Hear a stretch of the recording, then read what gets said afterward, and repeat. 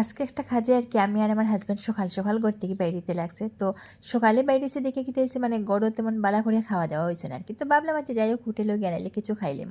আর হোটেলে যখন গেছি আমরা তখন প্রায় ধরো বেলা 11টা এরকম হইব। তো তখনও তার আর ভাত হয়েছে না, মানে ভাত হয়ে গেছে আর কি, মানে ভাতের লোকের যে সবজি যেটা এটা এখন হয়েছে না। তারা এখন যারা মোটামুটি আধা ঘন্টা বইলে হয়ে যাবো। তার আমরা কিন্তু অপেক্ষা করার সময় নাই।